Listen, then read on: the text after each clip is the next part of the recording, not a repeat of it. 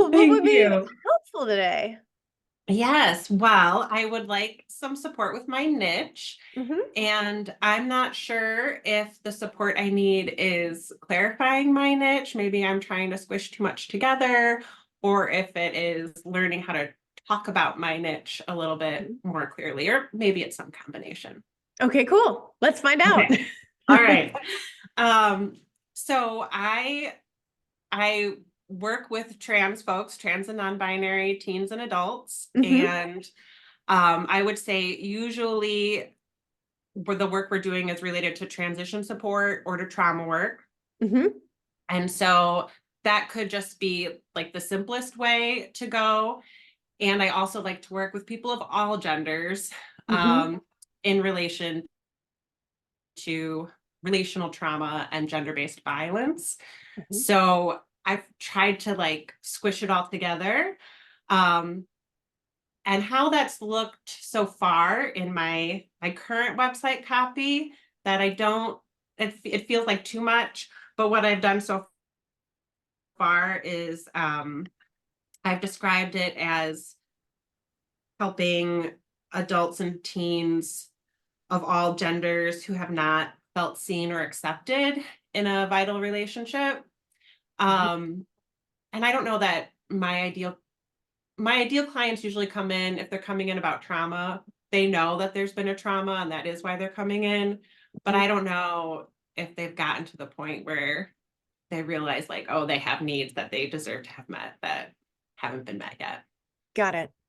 Um, and then so where I've been leaning toward is trying to figure out if I can have like a headline on my website that says um, trans affirming care and trauma therapy. And then like the tagline being something like helping adults and teens of all genders unlearn shame, feel seen and secure, and take pleasure in their authentic self. Because I think that that is the through line, right? Is like Hmm. just helping everybody to feel safer in their skin and like they have the right to show up as their authentic selves in all their relationships and unpack what gets in the way of all of that. Yeah. When you think about your ideal client, before they come in, if they Mhm. see that, does that pull them in? Or does it not hit the pain points enough? I think it probably doesn't hit the pain points enough. I don't Okay. know that. Um, I mean, I think that that's why the people who I do good work with, or maybe I'm not sure my answer to that question, Allison. I think Hmm. that's what I'm Got struggling it. with Okay. because I know that that's what people like about working with me, right? Mhm. Is we, is they do feel seen. We do get to like you deserve to be yourself, and um, but I think for some people that's a lot. That's like activating, an Mhm. activating idea. So I guess when I think of my ideal client, I'm trying to like squish a lot of different people together. Yeah, yeah. Yeah. So, like, I hear you wanting to be inclusive of different people. I want to hear about your one ideal client. Right. Right. Okay. Um, yes, yeah, that's hard to choose, but I just choose, right? It Mhm. doesn't, And when it you, doesn't and it, have to be a real person. Like we want to right. we're still squishing together, right? Okay. Some like Yes. pieces of this client and pieces of this client and like somebody you maybe haven't seen before but has this part that you really want. So like Yeah. this is a Frankenstein of a client. Hmm. Um, Yeah. yeah. Yeah. Well, mhm. Yeah. Well, um, I do think my ideal client, they do want to hear that, right? Hmm. That's what they're gonna get from me, and that's what they've like clients that I've worked with in the past, that's what they've liked getting from me. Hmm. Um, was there a specific question? Yeah. Well, like if you kind of describe this ideal client to me, like how old are they? What's their name? What's their gender? What's their relationship status? What's their relationship like with their parents currently? And what was it like growing up? Like that kind of stuff. Give me the Yeah. rundown. Okay. And that's where I get stuck because I like so many people, right? Uh-huh. And I Yeah. get and I get pulled and like, oh. it's like, I feel so happy when I get a call from a trans person who has a great relationship with their parents. Mhm. But I don't know if that's my ideal client, right? Like Right, right. and that feels weird. Mhm. You know, that feels weird to say. Like my ideal client is someone who's experiencing a lot of suffering. Mhm. Well, I mean, I'm same with every now and then I'll talk to somebody who's like, my agency is actually really great. I just want to make a little bit more money. And I'm like, hold the phone. You work for a great agency. So it's like, it's wonderful that that's some people's experience, but that doesn't mean that that's your ideal client's experience. And Right, that's okay. right, right, right, It doesn't exclude them. right, right. And I certainly, you know, I've sat with people who have so little relational support in their lives, and that's really hard. And I'm I'm glad when people have, you know, community and Yeah. support and a support system, Mhm. for sure. Okay. So I guess to pick like one ideal client, I mean, there are a few who come to mind, so I will squish them together. So they're probably college aged, and that even Mhm. that's hard for me to say. So I love teens, and I love Mhm. young adults. So they're probably college aged, and they're having like more freedom to be themselves than they've had before. And so and I'm thinking of trans clients, trans non-binary clients. Um, so they are having some fun coming into themselves, and also, of course, running into challenges and things that scare them, figuring out what it means to get to be them, what it means to get to play with their authentic self. And then usually there is also y- there's also some my ideal client, there's some childhood stuff that's also there that we learn is coming up. Um, and I think that, you know, that can look a lot of different ways, but not having gotten their needs met growing up, which of course is pretty common Mhm. among trans folks. Yeah. Yeah. And I would say it's pretty common amongst Most people, I might ask you to talk more or like elaborate some in your copy about how it's different for trans folks. Yeah, yeah, that makes sense. Yeah, and that's too a spot where I also feel a little hesitant because I'm cis, and so the idea of, you know, sort of having the gall to sit and explain what it's like to hold an identity that I don't hold. I mean, that gets stuck, even though of course I do have something to say about, Mhm. you know, what folks are often looking for, what their experience has been. But I feel a little like I get a little constricted and a little bit of writer's block because I feel like, oh, that hasn't been my lived experience. Who am I to write about it? And Mhm. um, yeah, if that makes sense. So I want to answer that question of who am I to write about it? You are a specialized therapist who has heard the stories of many, many people, who has held space for them, who has helped them heal. You can speak on that with reverence and with expertise and with a certain potentially necessary brutality to be able to call it what it is. You're Yeah, and very qualified. thank you.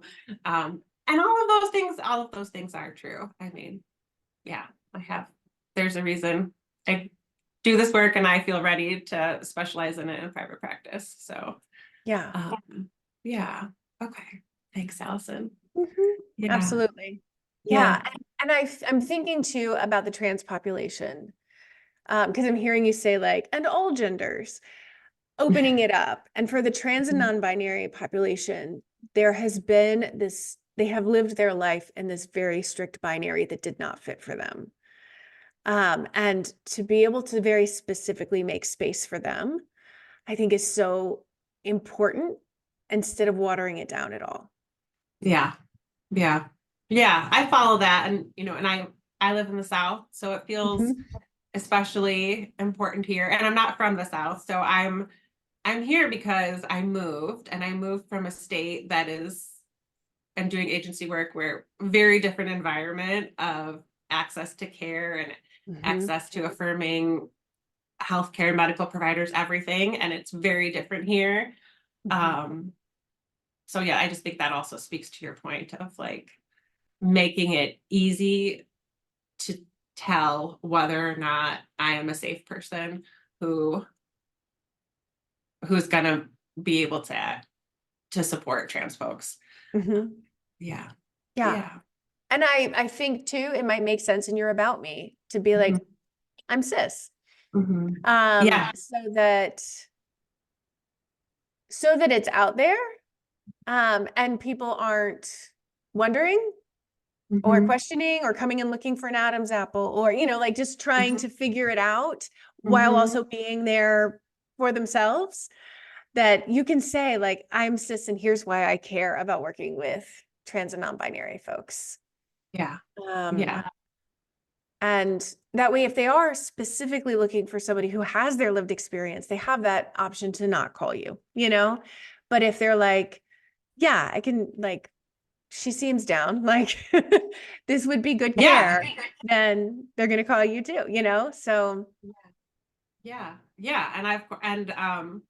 Absolutely. Absolutely. And I've thought about that too. And I've thought about, there are, of course, like amazing trans identified clinicians in the community who I'm always happy to make referrals to. mhm, Um, yeah. Yeah. Okay. Um, okay. So what I'm hearing is just choose my ideal client. Don't try to speak to everyone and mhm. all of these issues. Um, I also really so this is, I know what you're going to say because I've listened to all your stuff. So, but say it to me. Yeah, we're verbal processors, so many of us, so Right. I get it. Um, so I really, really like doing like, yeah, so I just, well, and I'm interrupting myself. I have my own rebuttals, but no, I just really like doing like intimate partner violence work. Trans people experience intimate partner violence. Mhm, I like working with cis queer people. Um, they're also happy to find me in the South. They're happy to find anyone who's mhm, queer affirming and not a religious therapist. Um, so yeah, so just feeling the little bit of, um, oh, what about all the other people I want to mhm. support too, or the people who have called me in the past saying this is what I'm working on, and it doesn't look like my ideal client, but I like working with them. So Yeah. And I feel like including queer folks in would be okay, because there's a community there, right? I mean, ideally, yeah, the queer folks are yeah, supporting the trans folks, are supporting the non-binary folks. Like everybody's, especially here in the South, in this lumped together group that isn't well understood by the people who don't want to understand them. hmm And so I think including queer folks could be okay, but I think specifically naming trans and non-binary folks as well, instead of like putting them all together under the queer umbrella, right, helps them yeah, feel like this is like you are qualified, you are yeah, passionate, you yeah, are yeah, interested in them. yes, and that is who I want to center in my Mhm. practice. Okay. Yeah, yeah. So okay. So yeah, it just feels different to, to not market myself as a generalist, Mm-hmm. or as a trauma therapist. Um, Huh. yeah, yeah. Okay, but that's what we're doing. um, okay, so I I have some more questions from there. Yeah. But I think that's the biggest, that certainly was like the biggest piece of advice that I needed, right? Mhm. Just narrow it down. Yeah. Yeah, and it's helpful what you said about, you use the word brutal, like that I have like the capacity to name all these things, even to name it in a brutal way. And that's also something that I get a little sheepish about when I'm trying to come up with some pain points. I feel more like praising the client Mhm. and, and going with all these strengths um, and I guess as I play with it, I'll probably figure it out, but I have a fear of like the copy being activating or too stirring. Mhm. Um, I don't know if you Yeah. have thoughts about that. There's a line there for sure, right? Because there is a way that we can phrase something that is too much. Um, but the majority of how we would like describe what our clients tell us, is going to feel like head nodding for people. Yeah. Instead of like, it's not the sugar coated version because they're going to feel like you don't get it if you're writing the sugar coated version or you're talking about how strong they are to have come through all this adversity. It's like, yeah, thanks. But Yeah. like, this has been a really fucked up journey. Yeah. And this has been extremely hard for me. And I need somebody who gets that. And if you can describe the ways that it's often hard for your ideal clients, then they feel seen and they know you know what you're talking about. They know you know how to support them because it's not, their stuff isn't going to be out of left field for you. Got it. Yeah. Yeah. And again, I've heard you say that to everyone, right? Or I've heard you say it in the lessons, but it's good, right? That it's okay to go in this direction. Yeah. Okay. Um, I had other specific questions. I'm sure you can tell I'm a little nervous because I'm thinking about like other people listening to this. Got it. But you're helping just like you've been helped, right? So like, Right. No, I absolutely have. It's so wonderful to listen to your one-on-ones. And I'm so glad that I got in. Okay. Oh, I know what I wanted to ask you about. Okay, so if my ideal client is a young adult, but I do still really like the work with teens, and I have I have a lot of specialized training in supporting trans and non-binary teens, and so I would like to use it. I also really like working with like ambivalent parents. Um, so what do you think of having like some pull down, like sub niching options, like speaking specifically to parents mhm. and speaking specifically to teens? That's not overly broad. If a teen is not like 100% of, or I would rather have 60% adults than teens, to be honest.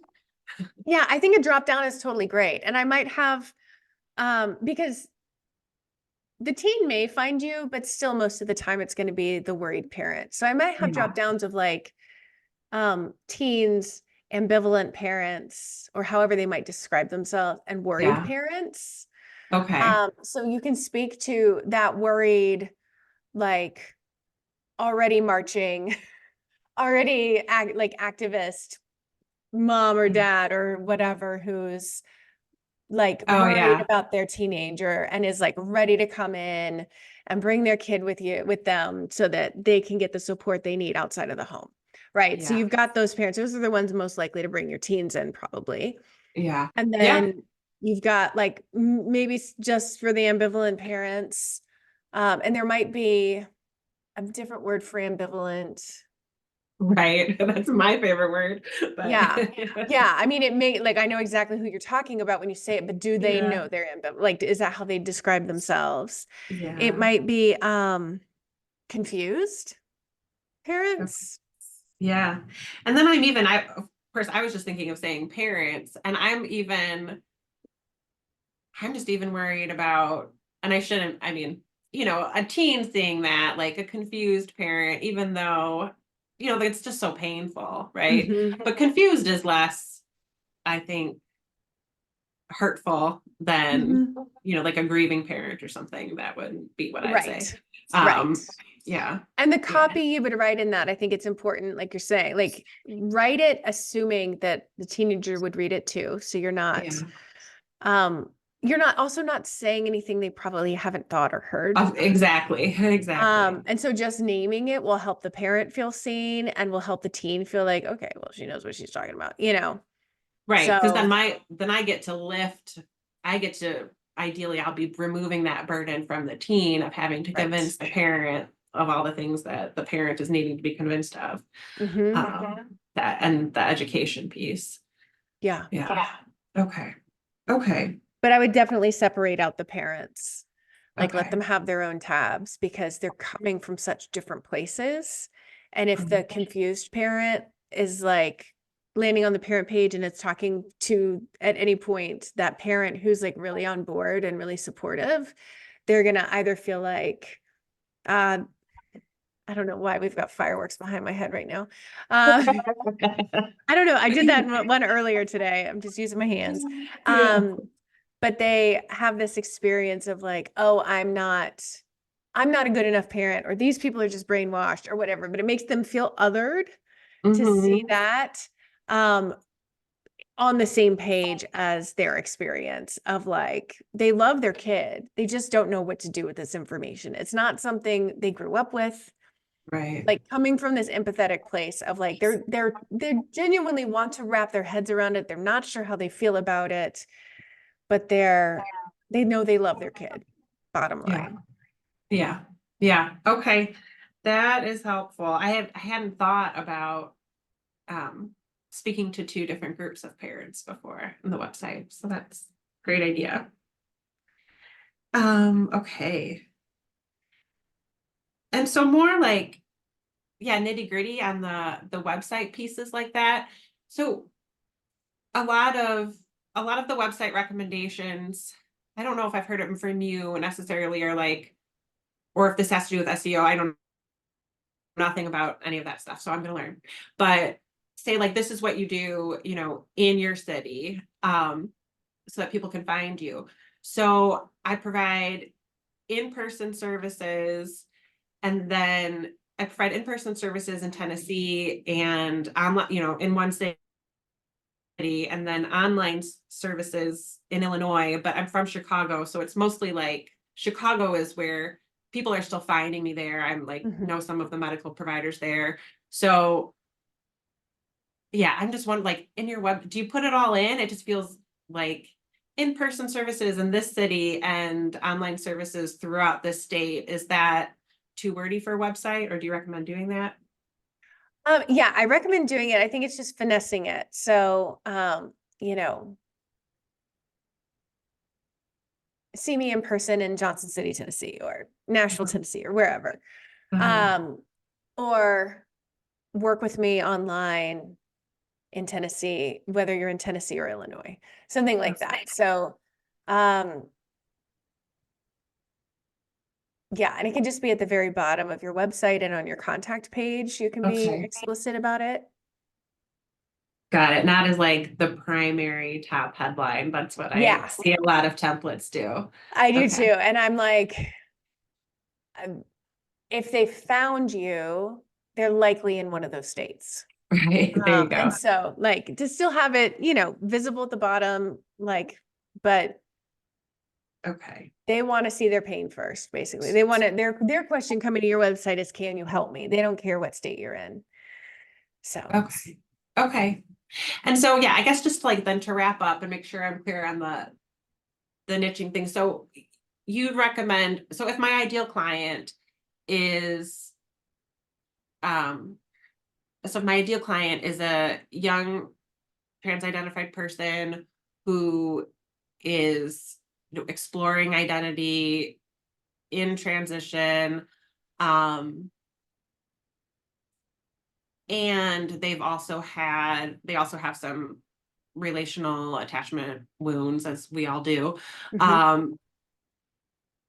Would you just, so there's the recommendation just to kind of weave all of that in, to the, when I'm talking about the pain points in the copy versus like having, it also feels it's hard not to like having like a pull down that's just about trauma, Mhm.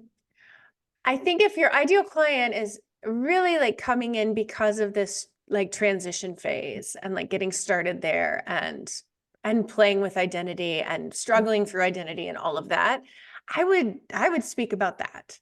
And I would sprinkle in you don't know exactly how to explain it to your parents for the 30th time.